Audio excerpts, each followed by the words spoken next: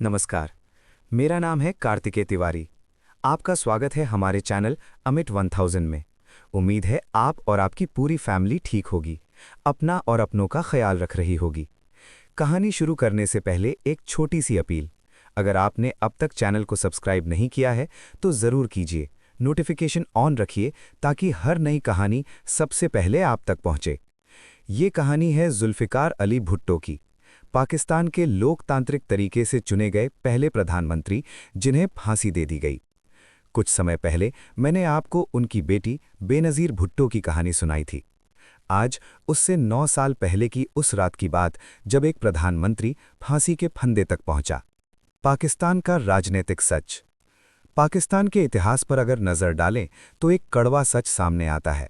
आज तक कोई भी प्रधानमंत्री अपना 5 साल का कार्यकाल पूरा नहीं कर पाया।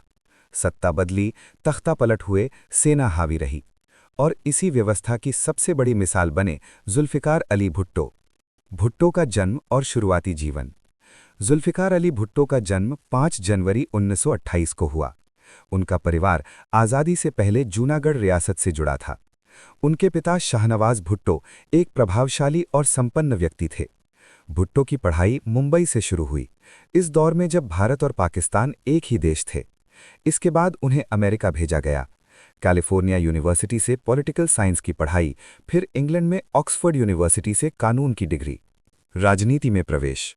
1953 में भुट्टो पाकिस्तान लौटे और वकालत शुरू की। इसी दौरान उनकी नज़दीकियां बढ़ीं 2 बड़े नामों से, इस्कंदर मिर्ज़ा और जनरल अय्यूब खान। 1958 में अय्यूब खान ने तख्ता पलट किया और भुट्टो को मंत्रिमंडल में शामिल किया गया। यहीं से भुट्टो की राजनीतिक यात्रा शुरू हुई, दोस्ती से दुश्मनी तक। शुरुआत में अय्यूब खान और भुट्टो करीबी थे, लेकिन 1965 का भारत-पाक युद्ध, ताशकंद समझौते और नीतिगत मतभेदों ने इस रिश्ते को तोड़ दिया। भुट्टो ने अय्यूब खान का साथ छोड़ा और पाकिस्तान पीपल्स पार्टी (पीपीपी) की स्थापना की। सत्ता का शिखर। 1971 का युद्ध, पाकिस्तान की हार, बांग्लादेश का गठन। देश में गुस्सा था, अराजकता थी। जनरल याहिया खान को इस्तीफा देना पड़ा और जुल्फ़िकार अली भुट्टो पाकिस्तान के राष्ट्रपति बने। बाद में 1973 में वे प्रधानमंत्री बने। सबसे बड़ी भूल। प्रधानमंत्री बनने के बाद भुट्टो ने एक बड़ा फैसला लिया। उन्होंने जनरल ज़ियाउल हक को पाकिस्तानी सेना का प्रमुख नियुक्त कर दिया। यही फैसला उनकी जिंदगी की सबसे बड़ी भूल साबित हुआ। तख्ता पलट और गिरफ्तारी। 5 जुलाई 1977 जनरल ज़ियाउल हक ने भुट्टो सरकार का तख्ता पलट कर दिया। देश में मार्शल लॉ लागू हुआ। कुछ ही समय बाद भुट्टो को एक राजनीतिक हत्या के आरोप में गिरफ्तार कर लिया गया। मुकदमा सीधे हाई कोर्ट और सुप्रीम कोर्ट में चला। कई कानूनी विशेषज्ञों का मानना है ये मुकदमा निष्पक्ष नहीं था। फांसी का फैसला। 18 मार्च 1978 लाहौर हाईकोर्ट ने भुट्टो को मौत की सजा सुना दी। अपील खारिज कर दी गई और फिर वो रात आई जिसने इतिहास बदल दिया। आखिरी मुलाकात। 3 अप्रैल 1979 की शाम नुसरत भुट्टो और बेनज़ीर भुट्टो को अचानक बताया गया, आपकी आखिरी मुलाकात है।